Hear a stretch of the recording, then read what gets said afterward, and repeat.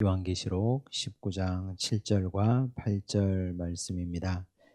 하나님께서 우리에게 주신 말씀을 한 목소리로 함께 읽겠습니다.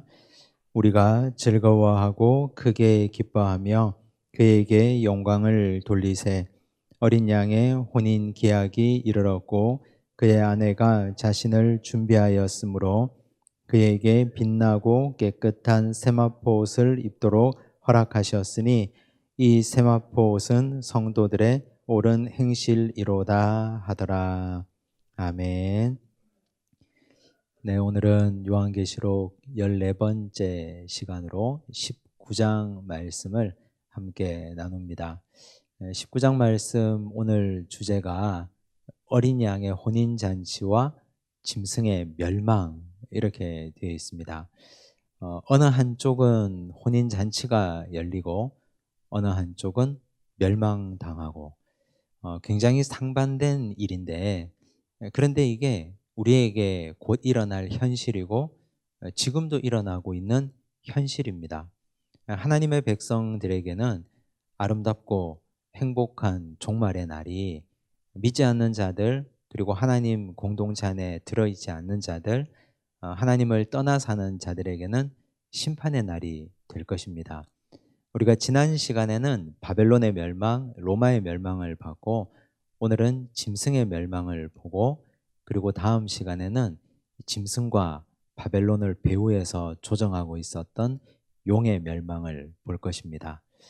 그래서 이제 이전에는 재앙 시리즈가 계속 이어졌고 이제는 멸망 시리즈가 이어집니다.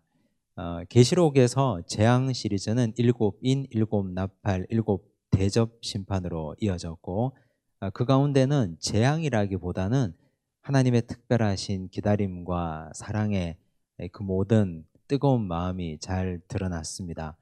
이제 하나님의 심판이 바벨론을 향해서 그리고 짐승을 향해서 용을 향해서 이어지는데 이건 대단히 무서운 심판입니다. 이 심판과 함께 어린 양의 혼인잔치에 거룩한 신부의 모습이 어떠한지를 오늘 말씀이 잘 보여줍니다.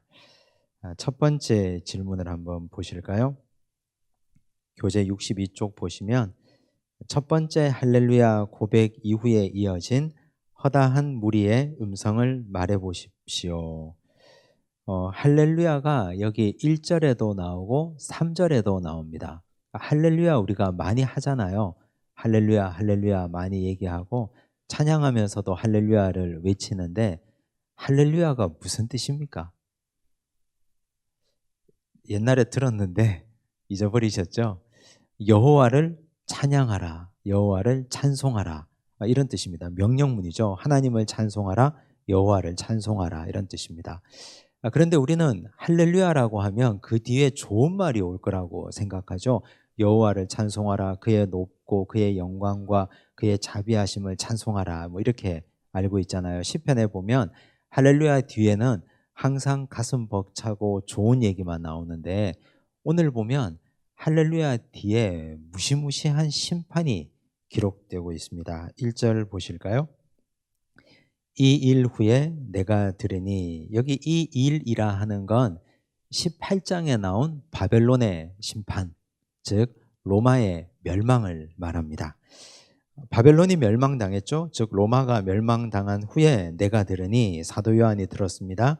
하늘에 허다한 무리의 큰 음성 같은 것이 있어 이르되 할렐루야 구원과 영광과 능력이 우리 하나님께 있도다. 여기까지는 할렐루야 뒤에 다 평범한 말씀입니다. 우린 할렐루야 하면 뒤에 이런 말을 많이 들어왔잖아요. 2절을 보십시오. 갑자기 심판이 나와요. 그의 심판은 하나님이 심판하셨죠. 전장 18장에 보면 로마를 심판하셨잖아요. 그래서 그 심판하심에 대한 찬양을 드리는 겁니다. 하나님이 심판하셨는데 그 심판이 어떠했다? 어땠다고 그래요? 참되고 의로운지라. 할렐루야 하면서 하나님의 심판이 참되고 의롭다. 당연히 하나님이 심판할 자를 심판하셨다. 이렇게 말씀하는 겁니다. 그래서 우리는 할렐루야 뒤에 하나님의 공의의 심판을 찬양하는 아름다운 얘기를 볼 수 있습니다. 그런데 이 참되고 이롭다는 말이 여기 계시록 19장에 처음 나오는 말이 아니에요. 계시록이 뒤로 이렇게 진행되어 갈수록 앞에 나왔던 말이 계속 반복됩니다. 참되고 이로웠다는 말이 뒤에 나오죠. 계시록 15장 3절에도 나왔습니다. 하나님의 종 모세의 노래 어린 양의 노래를 불러 이르되 주 하나님 곧 전능하신 이시여 하시는 일이 크고 놀라우시도다. 만국의 왕이시여 주의 길이 의롭고 참되시도다. 의롭고 참되다는 말이 여기도 나왔죠. 16장 7절에도 나옵니다. 또 내가 들으니 제단이 말하기를 그러하다 주 하나님 곧 전능하신 이시여 심판하시는 것이 참되시고 의로우시도다 하더라. 하나님의 심판이 참되고 의롭다 그랬어요. 하나님의 심판이 참되고 의로운 이유가 무엇입니까? 심판은 무섭잖아요. 우리가 보면 두렵잖아요.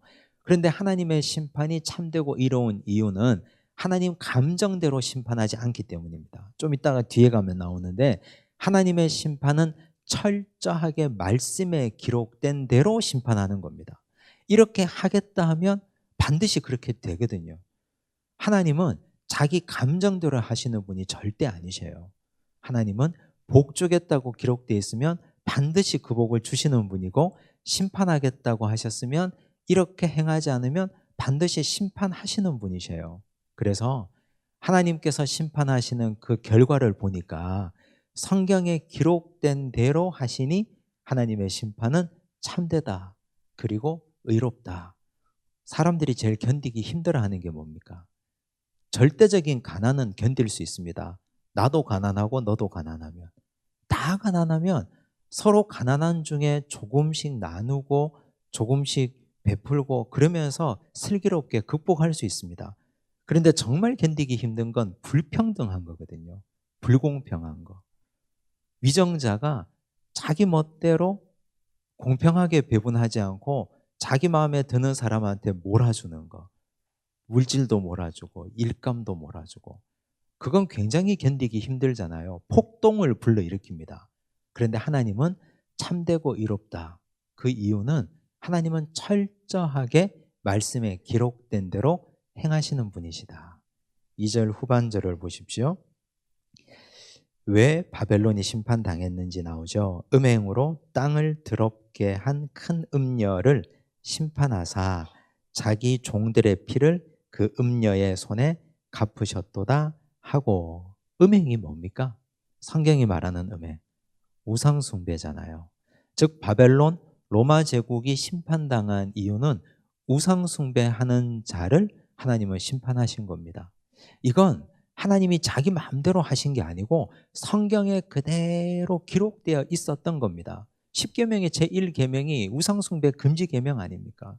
하나님이 가장 싫어하시는 것은 우상숭배하는 것입니다. 그래서 우상숭배하는 자들을 하나님은 그대로 가만두지 않겠다. 나는 소멸하는 불이다. 반드시 너희를 심판하겠다 말씀하셨는데 그것이 그대로 이루어졌거든요. 그래서 하나님의 심판은 참되고 의롭다. 할렐루야 여호와를 찬양할지어다 부르는 거예요. 우리는 할렐루야 하면 선하고 아름답고 이런 것만 얘기했는데 하나님의 심판도 찬양의 대상입니다. 하나님의 심판도 악인을 심판하시는 것, 하나님의 공의가 이루어지는 것 당연히 찬양할 대상입니다. 여기 보면 음행으로 땅을 더럽게 하다라는 말이 나오는데요. 음행으로 땅을 더럽게 하다 이 말이 원어에 보면 망하게 하다라는 뜻이에요. 우상 숭배하는 거 잘 될 줄 알았죠. 황제 숭배에 머리 숙이고 고개 숙이고 거기에 무릎을 꿇으면 666 표를 줬잖아요. 짐승의 표를. 그거 받으면 상인조합 길드에도 가입하고 아이들 학교에도 보낼 수 있고 먹고 사는 것 아무런 문제 없었잖아요. 잘 될 줄 알았어요. 그런데 그게 망하는 길이었어요. 돌아보니까.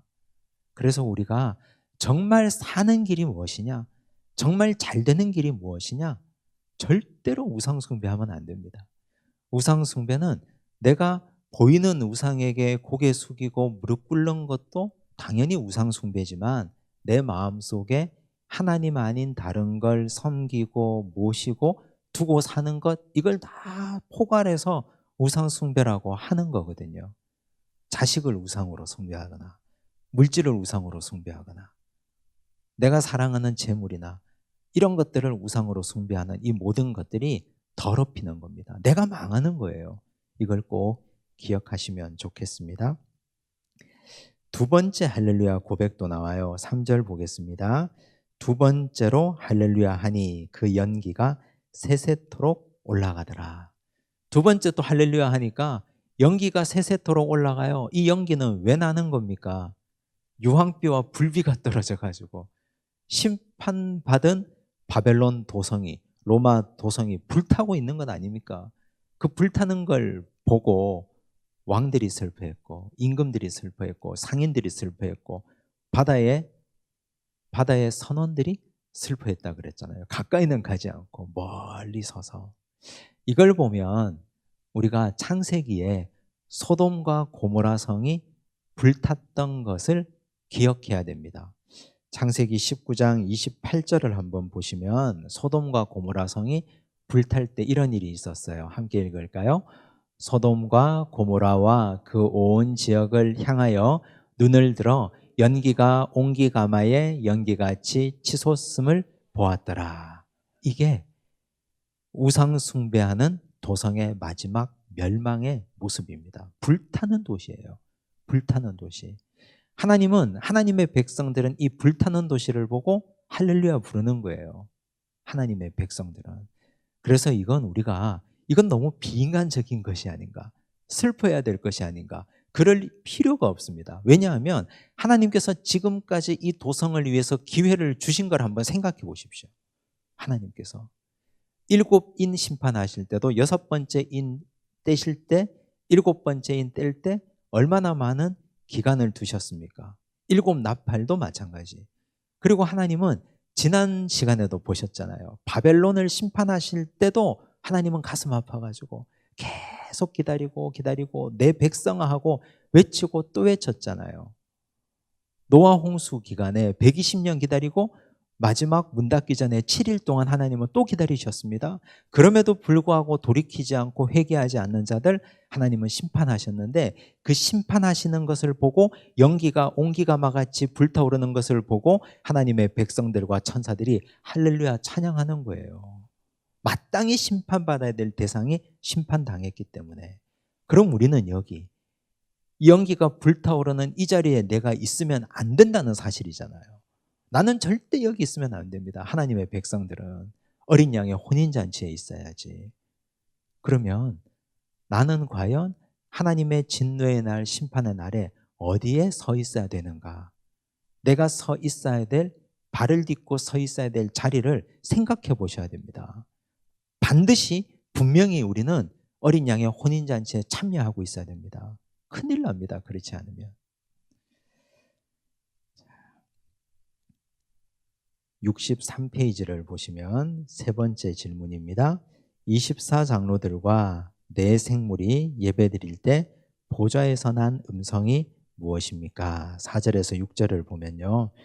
또 24장로와 내 생물이 엎드려 보좌에 앉으신 하나님께 경배하여 이르되 아멘 할렐루야 하니. 5절 보좌에서 음성이 나서 이르시되 하나님의 종들 곧 그를 경외하는 너희들아 작은 자나 큰 자나 다 우리 하나님께 찬송하라 하더라. 이제 이게 어린 양의 혼인잔치가 시작되는 전조를 알리는 겁니다. 6절 보니까 또 내가 들으니 허다한 무리의 음성과도 같고, 허다한 무리의 음성이라 그랬어요. 즉 어린 양의 혼인잔치에 참여하는 무리가 허다한 무리라 그랬어요. 그럼 우리가 이걸 보면 신천지들이 말하는 14만 4천의 명시적인 숫자가 아니라는 걸 알 수 있잖아요. 또 한 번 여기서 입증하지 않습니까? 14만 4천은 숫자적으로 14만 4천이 아니라 오고 오는 하나님의 백성들의 허다한 무리라는 말씀입니다. 12 곱하기 12 곱하기 1000. 앞에 12는 구약의 교회 성도들, 뒤에 12는 신약의 교회 성도들, 곱하기 1000은 성도들의 정체성, 군대라고 말씀드렸죠. 그래서 신천지나 종말론 이단들이 말하는 14만 4천은 그냥 숫자다, 이건 허황된 거짓말이에요. 어린 양의 혼인잔치에 예수 그리스도의 피를 의지하는 작은 자나 큰 자나 허다한 무리가 다 그 잔치에 참여할 수 있습니다. 나와 우리 자손들, 우리 가족들, 내가 전도한 모든 사람들, 그리스도의 신부가 되기만 하면. 허다한 무리의 음성과도 같고 많은 물소리와도 같고 큰 우레소리와도 같은 소리로 이르되 할렐루야 주 우리 하나님 곧 전능하시니가 통치하시도다. 여기 통치하시다는 말씀이 나오는데요. 이 통치하다는 말의 헬라어를 보니까 바실리오라고 되어 있어요. 왕권을 가지다. 여러분이 생각하는 왕 하면 누가 딱 떠오르세요? 왕권. 뭐 다윗도 떠오르고 우리나라 조선시대 보면 세종대왕도 떠오르고요. 그런데 보통 일반적인 왕은 자기 마음대로 다스리잖아요. 왕이 곧 법이고 왕의 말이 곧 법이잖아요.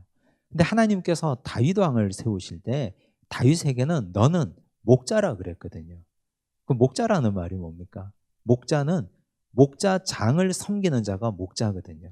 목자 자기 마음대로 양들을 마음대로 할 수 없어요. 목자장에게 여쭤봐야 됩니다. 오늘은 이 양떼를 데리고 어디로 갈까요? 그럼 목자장이 말해줘요. 목자장이 들판의 지형과 상황을 다 알고 있으니까 오늘은 저 북쪽에 가서 양떼들을 먹여라. 그리고 그쪽에 갈 때는 위험하니까 목자 몇 명을 더 데리고 가거라. 뭐 이렇게 얘기를 해줘요. 그래서 다윗이 목자라는 것은 목자장 대신 하나님께 항상 여쭤봤다는 뜻이거든요. 딱 한 번 안 여쭤봤어요. 언제요?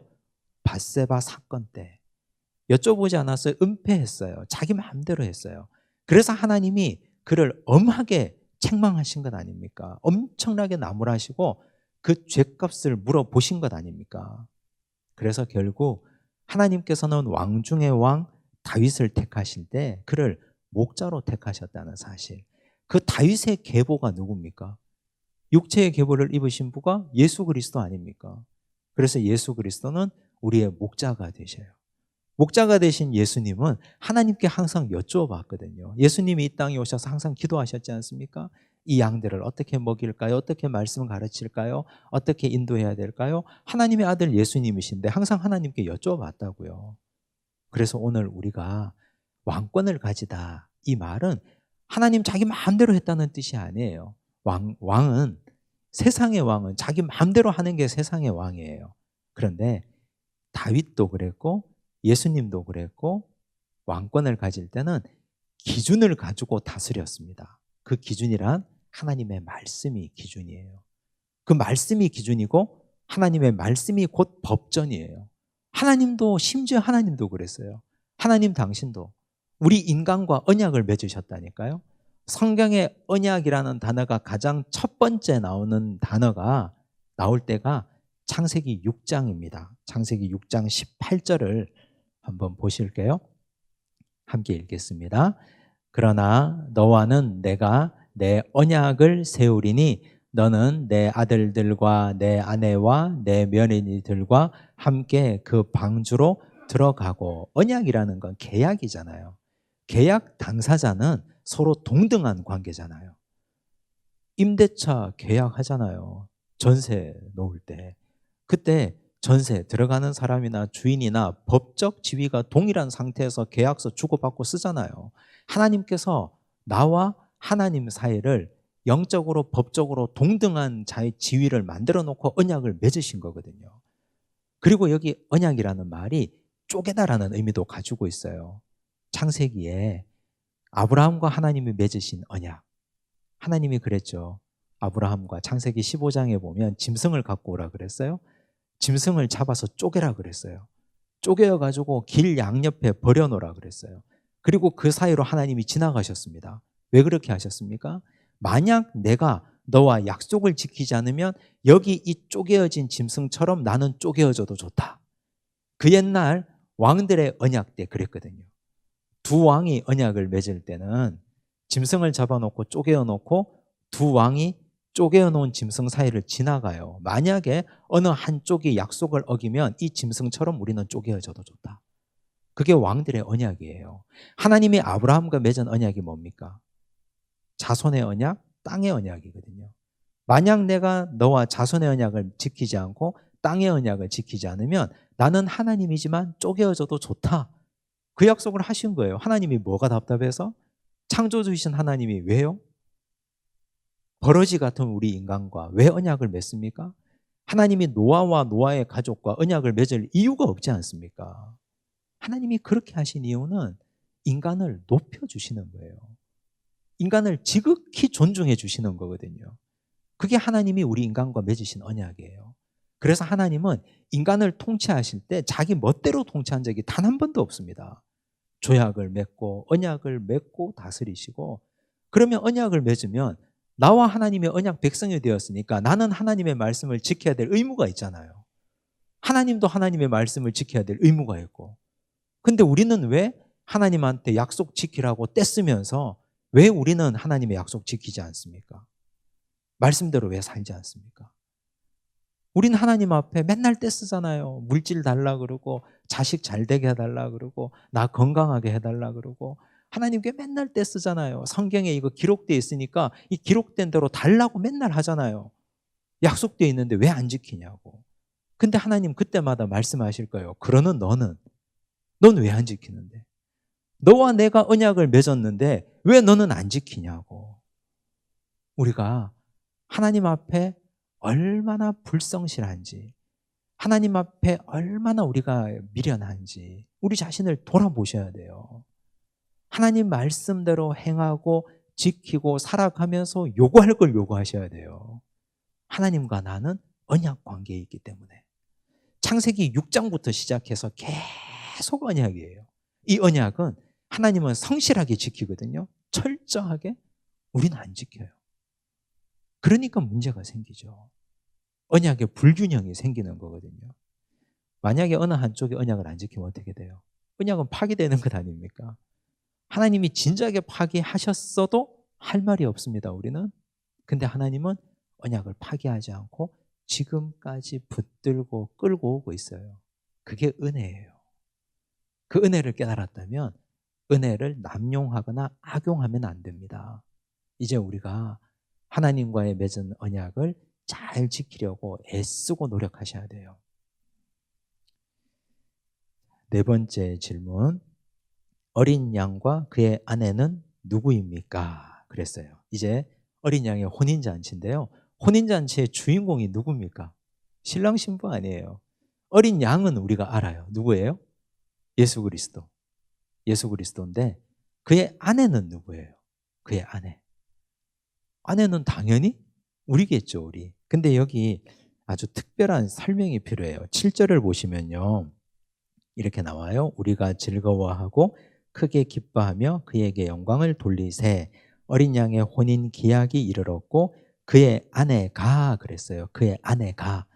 여기 줄 한번 쳐보세요. 그의 아내가. 줄 치시면 그의 아내는 단수로 되어 있어요. 단수. 복수 단수 아시죠? 그죠? 단수로 되어 있어요.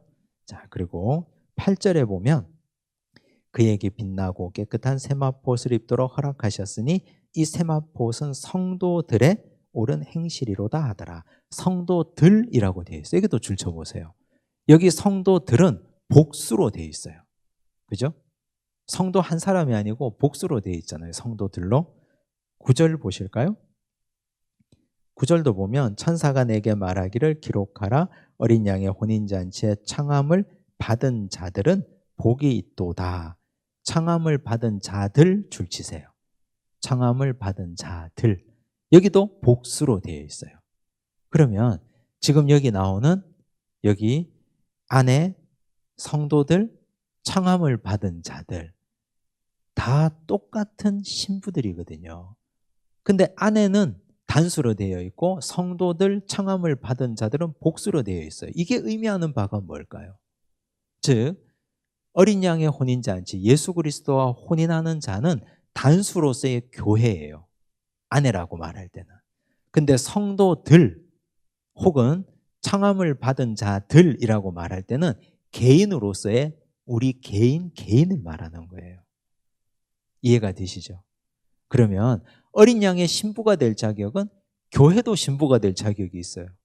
그리고 그 교회에 소속되어 있는 우리 각각의 성도 한 사람 한 사람도 우리도 어린 양의 혼인잔치에 참여할 자격이 있는 거잖아요. 이해가 되시죠? 그러면 여기서 우리가 알고 있는 교회론을 한번 짚어볼 필요가 있어요. 교회는 모여서도 교회죠. 지금 이렇게 우리가 모여서 수요사경에 예배드리고 있으니까 양산중앙교회라는 교회로서도 교회예요.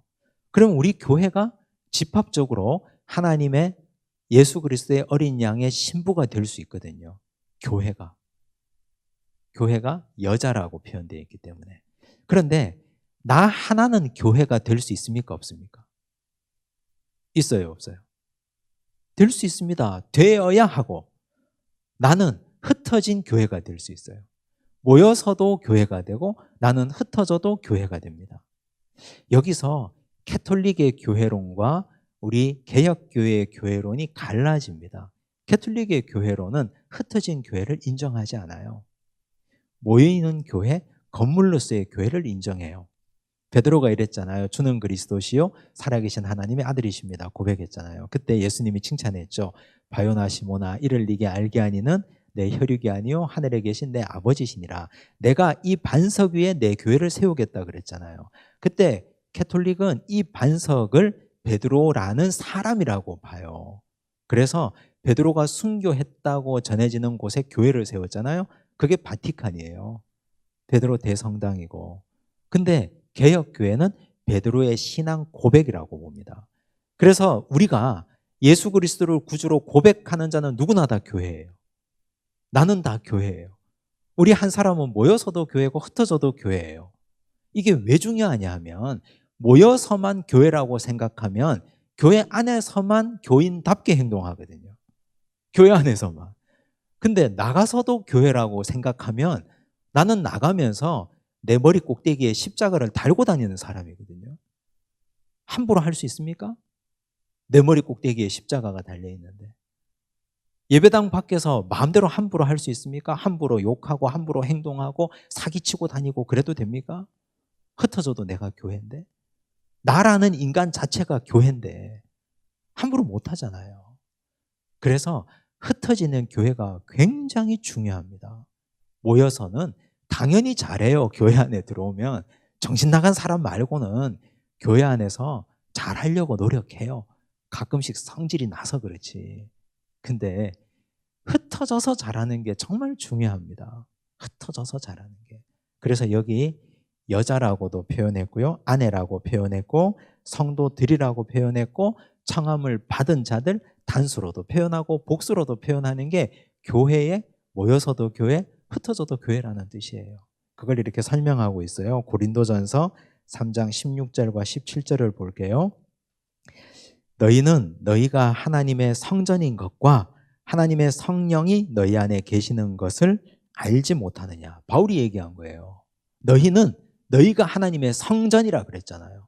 교인 한 사람 한 사람, 고린도 교회 성도 한 사람 한 사람이 성도라 그랬어요. 성전이라 그랬고 하나님의 성령이 너희 안에 거하는 걸 알지 못하느냐 그랬어요. 내가 교회고요. 하나님의 성령이 내 안에 거해요.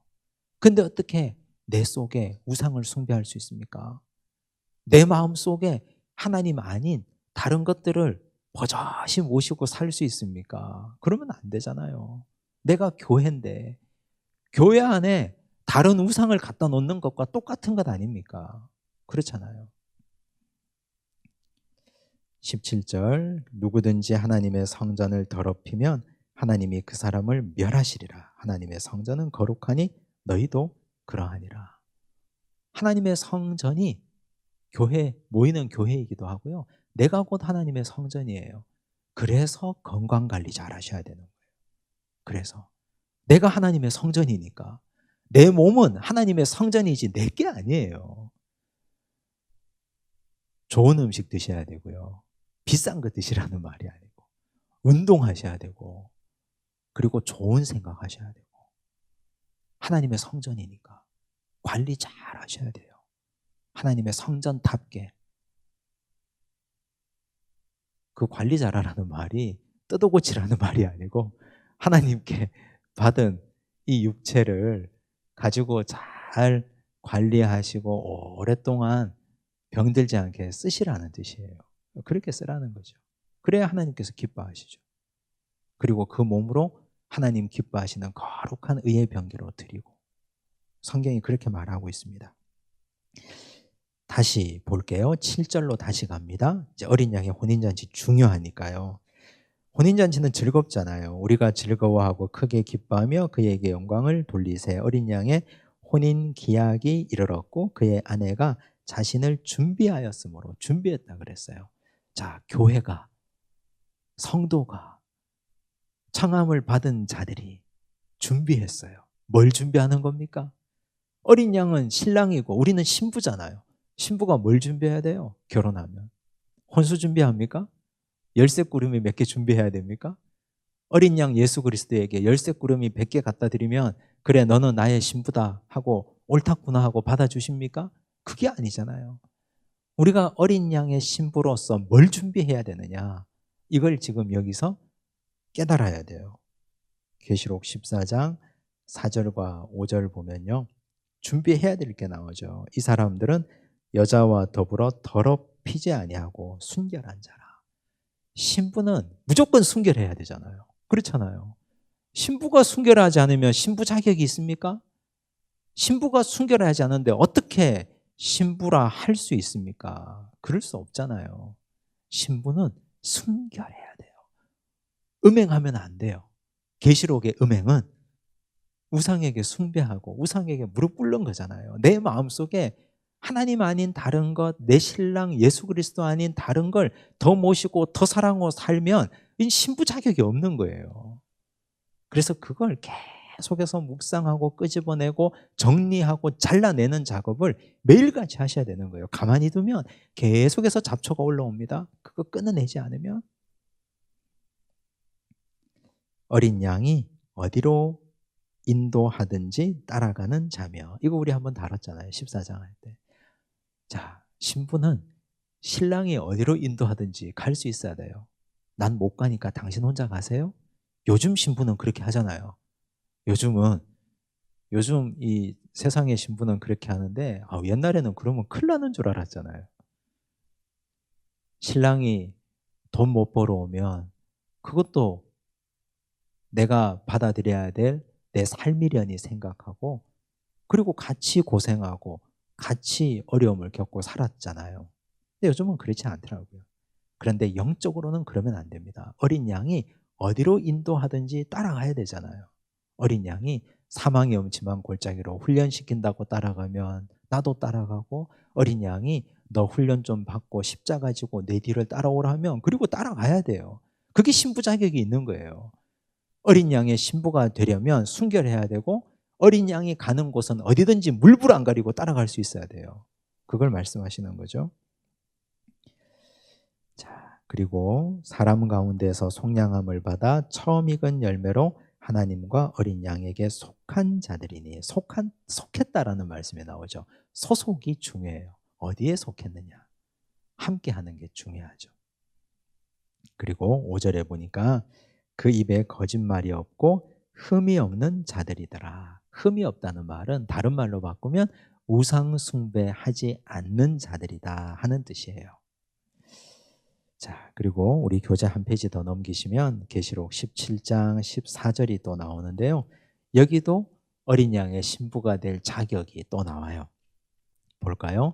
그들이 어린 양과 더불어 싸우려니와 어린 양은 만주의 주시오 만왕의 왕이심으로 그들을 이기실 터이요 또 그와 함께 있는 자들 곧 부르심을 받고 택하심을 받은 진실한 자들도 이기리로다. 어린 양과 신부는 어떻게 해야 된다고요? 함께 있어야 돼요. 함께. 그래서 내가 신부가 될 자격이 있다, 내가 어린 양의 택한 자가 될 자격이 있다 할 때는 말씀드렸죠? 함께 있어야 됩니다. 순결해야 되고 어디로 가든지 따라가야 되고 우상 숭배하지 않아야 되고 함께 해야 돼요. 같은 맥락이잖아요. 이 함께 한다는 것이 예수님이 제자를 부르실 때도 함께 한다 그랬잖아요. 함께 하면 어떤 일이 벌어질까요? 주님과 함께 하면. 주님과 함께 있으면 당연히 주의 말씀을 듣겠죠. 말씀을 받아 먹겠죠. 그 말씀이 나를 성장시키겠죠. 성장시켜서 내가 어디까지 자라게 됩니까? 부부가 40년, 50년 함께 살다 보면 비슷해져요. 수준이 비슷해져요. 생각하는 것도 비슷해지고 보는 시각도 비슷해져요. 두 사람은 부인할지라도 볼 때는 비슷해져요. 그 비슷해지는 게 서로 같은 걸 먹고 같은 걸 공유하고 같은 걸 보기 때문에 그런 거죠. 우리가 예수님과 함께 하다 보면 성장해서 예수님에게까지 자랄 수 있는 거예요. 우리는 그걸 예수님에게까지 자라는 건 불가능하다고 생각하지만 바울은 신앙 성장의 목표가 그리스도에게까지 자라야 된다고 말씀하셨어요. 에베소서 4장 15절 말씀을 보면 그렇게 말씀하셨어요. 함께 읽을게요. 오직 사랑 안에서 참된 것을 하여 범사에 그에게까지 자랄지라. 그는 머리니 곧 그리스도라. 성도의 신앙 성장의 목표가 누가 돼야 된다고요? 그리스도가 돼야 돼요. 우린 불가능하다고 지레 포기하는데 그러면 안 돼요. 자, 보세요. 여러분들 결혼할 때, 자녀들 결혼시킬 때 부모님이 제일 많이 하시는 말씀이 뭐예요? 우리 집안과 비슷한 사람이면 좋겠다. 이런 얘기 많이 하시죠. 너무 차이 나도 곤란하니까 삶의 수준도 비슷하고 경험도 비슷하고 그리고 신앙도 비슷하고 그러면 서로 다투지 않고 행복하게 두 사람이 오래 잘 살 수 있으니까 그걸 우리가 놓고 기도하잖아요. 부모님이 자녀들한테 그렇게 얘기하죠. 자녀들은 그거 귓등으로도 안 듣지만 그런데 우리가 감히 어린 양 예수 그리스도의 신부가 되려면 자격이 있어야 되잖아요. 자격이. 성장하고 자라서 예수 그리스도에게까지 성장해야 신부가 될 자격이 있지 않겠습니까? 그런데 우리는 자격도 갖추지 않고 나는 그냥 대충 사는데 예수 그리스도의 신부가 되겠다고 그냥 나서기만 하면 된다는 말입니까? 순결하지도 않은데 내 마음속에 예수님 아닌 다른 것 모시고 사는데 한쪽 발은 이쪽에 두고 한쪽 발은 저쪽에 두고 사는데 하나님 말씀 공부도 하지 않고 그리스도에게까지 성장하려고 분투하고 애쓰지도 않는데 그런데 어떻게 감히 그리스도의 신부가 되겠다고 그렇게 나설 수 있다는 말입니까? 하나님이 보시고 내 아들 너 같은 신부에게 못 준다 그러실 것 아니에요. 하나님 입장에 한번 대보세요. 결혼을 인정하는 하나님 입장에 한번 대보시라고요.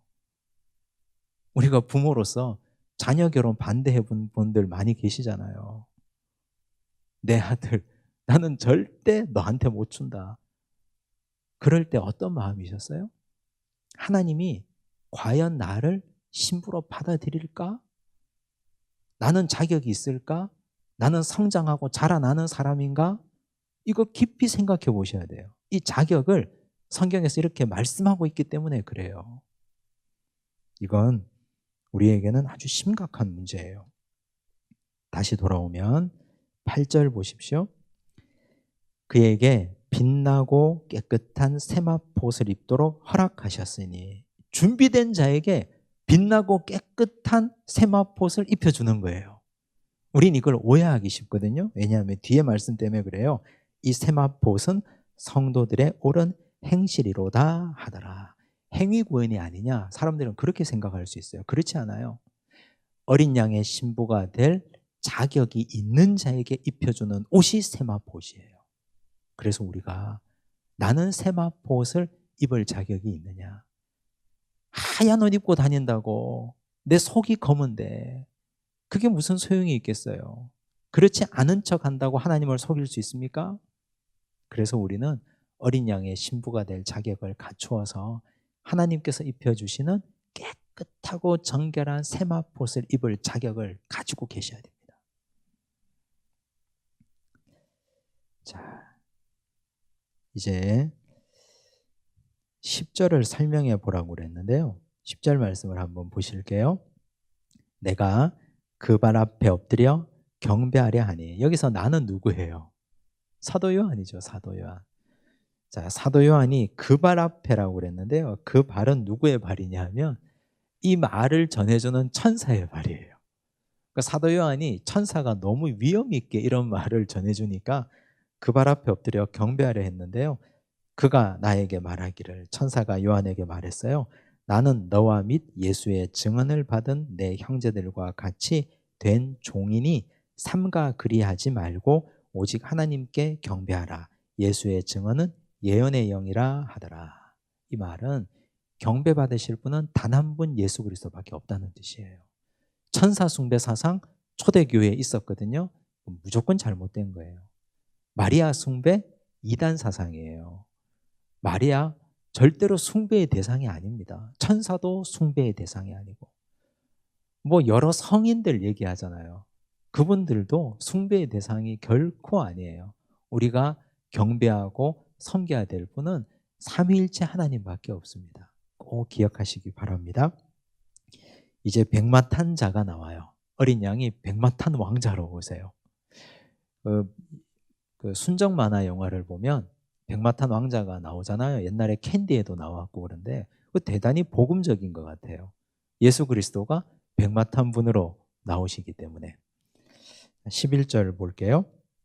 또 내가 하늘이 열린 것을 보니 보라 백마와 그것을 탄 자가 있으니 그 이름은 충신과 진실이라 그가 공의로 심판하며 싸우더라. 백마 탄 분이 누구예요? 예수 그리스도죠, 당연히. 근데 예수 그리스도의 이름을 세 가지로 말씀하셨어요. 이거 굉장히 중요해요. 충신, 진실, 공의라고 그랬어요. 뭐 헬라어를 다 적어뒀는데요. 피스토스, 알레티노스, 디카이오 슈네라고 적어뒀는데 충신은 충성이라는 말이거든요. 충성, 피스토스니까 충성. 근데 예수 그리스도를 이 세 가지로 설명하는데 이건 굉장히 잘한 설명이에요. 첫 번째, 충성은 하나님에 대한 예수님의 태도거든요. 예수님이 하나님께 충성하셨잖아요. 얼마나 충성하셨습니까? 어떻게 충성하셨습니까? 십자가에 달려 돌아가실 만큼 충성하셨어요. 하나님의 말씀을 받아서 이 땅에 오시고 십자가에 달려 고난받고 돌아가시는 것이 예수님의 사명이었거든요. 그걸 있는 그대로 다 받아서 그거 있는 그대로 다 실천하실 정도로 충성하셨어요. 자신의 목숨을 다 내어드릴 정도로까지 충성하셨습니다. 하나님에 대해서. 그래서 예수님을 충성이라고 표현하는 거예요. 피스토스. 충실이라고 충신이라고 표현했고 동시에 진실. 여기 진실은 예수 그리스도께서 성도들, 믿는 성도들에 대한 태도예요. 우리에 대한 태도. 예수님이 제자들에 대한 태도. 여기 진실이라는 말이 알레티노스라고 되어 있는데 이건 처음과 끝이 동일하다는 뜻입니다. 예수님이 처음과 끝이 동일하셨어요. 당신의 백성들에게. 예수님이 요한복음 13장에 제자들의 발을 씻어주시잖아요. 누구의 발까지 씻어주셨습니까? 유다의 발까지 씻어주셨어요. 가룟 유다. 이미 유다가 예수님을 팔 마음을 갖고 있었거든요. 그거 다 알고 계셨습니다. 그런데 주님은 그거 다 아시면서까지 그의 발을 씻어주셨어요. 끝까지 동일하셨어요. 예수님이 예루살렘 성에 입성하시고 그 바쁜 중에도 베다니 나병 환자 시몬의 집을 방문하셨어요. 항상 주님은 예루살렘에 오르내리실 때 베다니를 들리셨거든요. 예수님은 항상 동일하셨습니다. 뭐 별다르지 않으셨어요. 예수님이 십자가에 달려 돌아가시면서도 전도하셨잖아요. 한 강도를 구원하셨잖아요. 이 땅에서도 십자가에 달리기 전에도 전도하셨고 십자가에 달려서도 전도하셨잖아요. 예수님은 항상 동일하셨어요. 진실하셨습니다. 위로 하나님에 대해서는 충성하셨고 아래로 성도들에 대해서는 처음과 끝이 동일하셨어요. 그런데 예수님의 세 번째 이름 공이라 그랬어요. 디카이오시네. 이건 세상에 대한 예수님의 성품이에요. 믿지 않는 자들에 대해서 공의로 심판하신 거예요. 믿지 않는 자들. 끝까지 예수님이 사랑을 내보이고 끝까지 그 사랑을 증거하셨지만 믿지 않는 자들에 대해서는 예수님께서 성경에 기록된 공의로 심판하셨어요. 예수님을 이보다 더 잘 드러낸 말씀이 있습니까?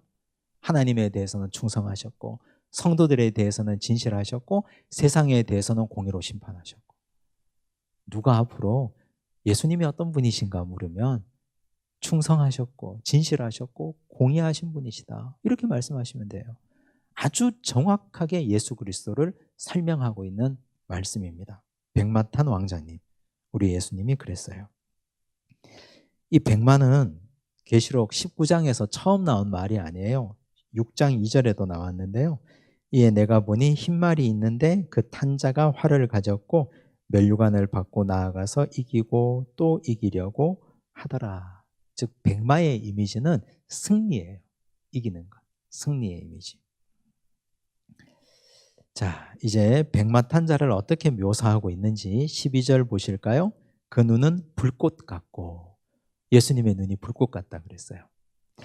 이건 계시록에 처음 나오는 게 아니죠. 계시록 1장 14절 한번 볼까요? 그의 머리와 털의 희기가 흰 양털 같고 눈 같으며 그의 눈은 불꽃 같고, 예수님의 눈을 계속 불꽃이라고 표현하셨어요. 계시록 2장 18절에도 나오죠. 두아디라 교회의 사자에게 편지하라. 그 눈이 불꽃 같고, 예수님의 눈이 불꽃이라고 표현하셨어요. 그래서 백마 탄 분은 분명히 예수 그리스도입니다. 그 눈이 불꽃 같기 때문에.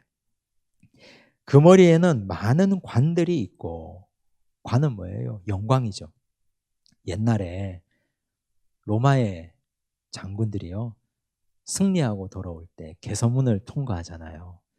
그러면 그때 그가 전쟁에서 이긴 횟수만큼 관을 씌워줬다 그래요. 그래서 지금 여기 많은 관들이 있고, 이건 수로 표현할 수 있는 관이 아니에요. 엄청나게 많은 관들이 있고, 예수님께서 결국은 모든 전쟁에서 승리하시고 사탄의 악함을 다 무찌르시고 승리하시고 관 쓰고 입성하셨다는 뜻이에요. 또 이름 쓴 것 하나가 있으니 자기 외에 자기 밖에 아는 자가 없고, 또 그가 피 뿌린 옷을 입었는데, 여기 피 뿌린 옷은요, 예수님의 보혈이 아니라 전쟁하면서 튀긴 피예요.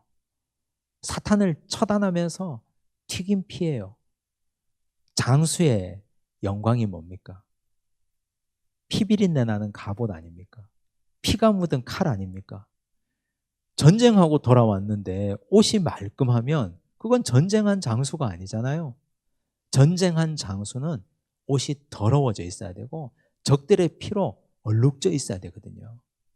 그래서 예수 그리스도가 백마를 타고 전쟁에서 승리하고 돌아오셨는데, 머리에는 관을 쓰고 온몸에는 사탄을 이기시고 그 튄 피로 온몸이 다 더럽혀져 있는, 그것이 승리의 영광을 나타내는 표현이에요. 그 이름은 하나님의 말씀이라 칭하더라. 하나님의 말씀, 예수 그리스도 요한복음 1장에 보면 로고스라고 표현하셨잖아요. 그를 따르는 이가 누구냐? 이제 14절을 보면요, 하늘에 있는 군대들이 희고 깨끗한 세마포옷을 입고 백마를 타고 그를 따르더라. 하늘에 있는 군대가 누굽니까? 성도들이잖아요. 신부들이잖아요. 14만 4천이잖아요. 14만 4천, 12 곱하기 12 곱하기 1000, 이 1000이라는 숫자의 정체성은 군대라 그랬고, 예수 그리스도의 신부의 정체성도 군대예요. 신부가 그냥 뭐 다소곳하게 입고 아무것도 하지 않고 그냥 예쁘게 화장하고 있는 게 성도의 정체성이 아니에요. 그리스도의 신부는 군인입니다. 그래서 깨끗한 세마포옷을 입고 백마를 타고 그를 따르고 있습니다. 그의 입에서 나오는 예리한 검이 있는데요, 15절 볼게요. 이제 백마 탄 왕자님의 입에서 예리한 검이 나옵니다. 예수님의 입에서 검이 나온다. 뭐가 생각나세요? 말씀이 생각나야 돼요. 말씀이. 하나님의 전신갑주를 입어라 그랬죠, 바울이. 에베소서 6장에서. 에베소서 6장 17절 한번 볼게요. 구원의 투구와 성령의 검 곧 하나님의 말씀을 가지라. 성령의 검이 곧 뭐예요? 하나님의 말씀이에요. 그 이전에 얘기한 모든 것은 다 방어하는 무기예요. 의의 호심경, 평안의 복음이 준비한 것으로 신을 신고 믿음의 방패를 가지고 진리의 허리띠를 띠고, 이거 전부 다 방어하는 거잖아요. 근데 유일한 공격무기 한 가지가 있는데 그게 성령의 검이에요. 검을 빼서 휘두르는데 그 검이 곧 뭐다? 하나님의 말씀이라 그랬어요. 하나님의 말씀이 곧 성령의 검이에요. 가지라 그랬어요. 이건 제가 말씀드린 바가 있는데, 가지라는 말이 헬라어에 두 번의 단어가 있어요. 두 가지 뜻이.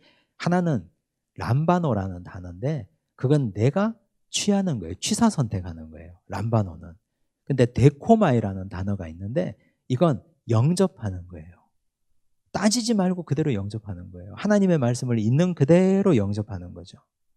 하나님의 말씀 내가 취사 선택하고 이건 나한테 좀 불리하니까 버리고 이건 내가 좀 좋아하는 말씀이니까 받고, 이게 람바노고, 여기에 기록된 하나님의 말씀고 성령의 검고 하나님의 말씀을 가지라, 여긴 데코마이예요. 영접하라는 뜻이에요. 하나님의 말씀은 버릴 게 하나도 없습니다.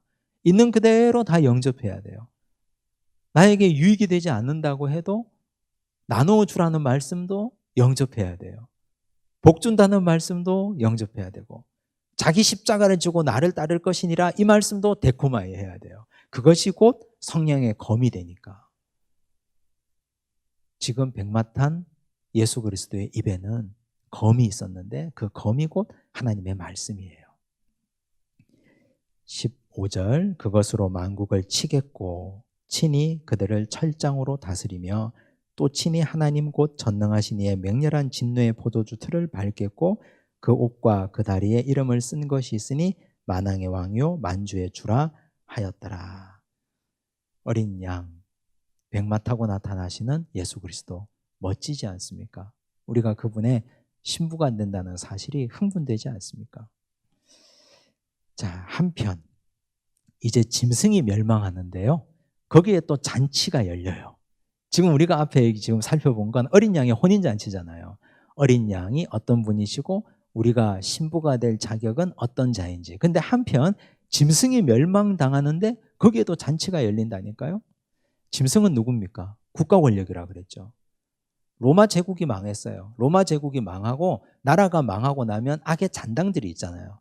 즉 황제, 그 황제에 부역한 자들, 그런 자들을 다 잡아다가 그들을 멸망시키는 거예요. 이제 그런 과정이에요. 그때 잔치가 열려요. 어떤 잔치가 열리느냐?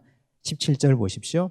또 내가 보니 한 천사가 태양 안에 서서, 이 말을 바꾸어 읽으면 빛 가운데 서서, 찬란한 빛 가운데 천사가 서 있습니다. 공중에 나는 모든 새를 향하여 큰 음성으로 외쳐 이르되, 새들에게 말해요. 와서 하나님의 큰 잔치에 모여. 새들을 잔치에 초대하는 겁니다. 왜 새들을 잔치에 초대할까요? 보십시오. 왕들의 살과 장군들의 살과 장사들의 살과 말들과 그것을 탄 자들의 살과 자유인들이나 종들이나 작은 자나 큰 자나 모든 자의 살을 먹으라 하더라.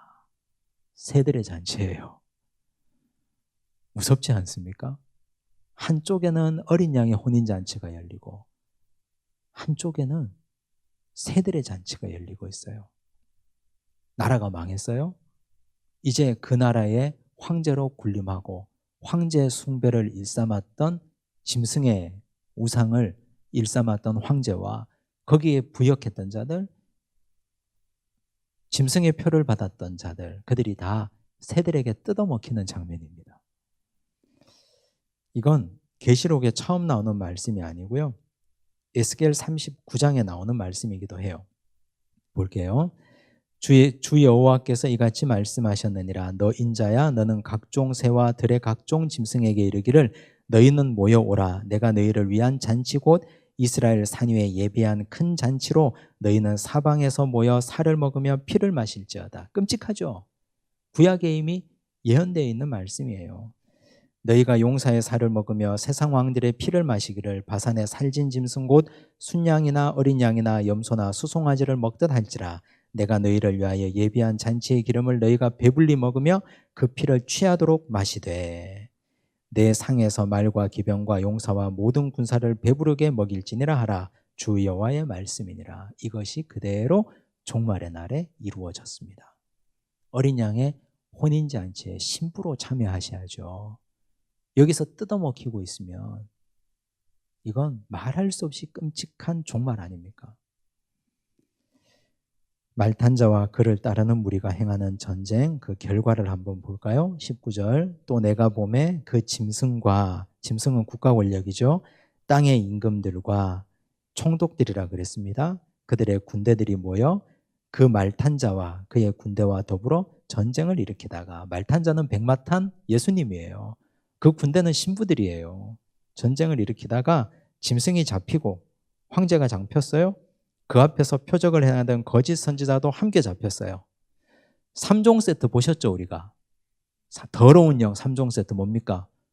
용의 입, 짐승의 입, 거짓 선지자의 입. 근데 여기 짐승과 거짓 선지자는 잡혔는데 용이 없어요. 용은 언제 잡혀요? 다음 시간에 잡혀요. 그래서 성경은 1.1획도 틀림이 없습니다. 하나님이 더럽다 그랬으면 정확하게 처리됩니다. 짐승이 잡히고 거짓 선지자도 잡히고 그 배후에서 그들에게 권력을 주었던 용이, 사탄이 잡히는 날이 와요. 우리는 다음 시간에 이제 그걸 볼 텐데 볼게요. 이는 짐승의 표를 받고 그의 우상에게 경배하던 자들을 표적으로 미혹하던 자라 설명한 거죠. 이들이 산채로 유황 불붙는 못에 던져지고 그 나머지는 말탄 자, 예수 그리스도죠. 입으로부터 나오는 검의 죽음에 말씀이 그를 죽이는 거예요. 하나님의 말씀이. 하나님의 말씀은 우리를 살리기도 하고요. 하나님의 말씀은 그를 죽이기도 해요. 말씀으로 세상을 창조하신 하나님께서 말씀으로 그들을 죽이지 못하겠습니까? 우리는 하나님의 말씀, 성령의 검을 가지는 자가 되어야 합니다. 영접하는 자가 되셔야 됩니다. 오늘 뒤로 갈수록 아주 통쾌한 장면들이 많이 나오는데 이제 다음 시간에는 짐승이 멸망당하는 내용이 나옵니다. 20장 말씀을 여러 번 읽어보고 오시면 좋겠습니다. 기도하겠습니다. 하나님 아버지 감사합니다. 어린 양의 혼인잔치에 참여할 수 있는 자가 되기를 원합니다. 우리 마음속에 거룩한 순결의 영을 허락하여 주시고 어린 양이 어디로 인도하든지 그 뒤를 따라가게 하옵시며 우리가 그와 함께 더불어 우상 숭배하지 않는 자들 되게 하시며 예수 그리스도와 함께 더불어 먹고 마시며 그분의 말씀을 듣고 성장하고 자라 그리스도에게까지 장성한 분량에 이르러 하나님이 보시기에 예수 그리스도의 순결한 신부가 되기에 부족함 없는 자가 되게 하옵소서. 주여, 우리는 예수 그리스도의 신부가 되기를 원하지만 우리는 여전히 죄악된 세상에 한쪽 발을 두고 있습니다. 우리 마음속에는 하나님 아닌 순결한 예수 그리스도의 영 아닌 다른 것들이 우리 마음 한쪽에 있습니다. 아버지 용서하여 주옵소서. 매일 우리 마음을 돌아보게 하시고 악의 쓴뿌리, 죄의 쓴뿌리를 제거하게 하옵시며 그 결과 예수 그리스도의 순결한 신부로 부족함 없는 자가 되어서 하나님께서 준비하여 주시는 흰 세마포 옷을 입을 수 있도록 주께서 우리의 믿음을 긍휼히 여겨 주시옵소서. 주여, 그리하여 심판의 날에 예수 그리스도의 순결한 신부와 아름다운 군대가 되게 하여 주시며 그 영광의 자리에 동참하는 믿음의 백성으로 살아가게 하옵소서. 모든 말씀 예수님 이름으로 기도드리옵나이다. 아멘.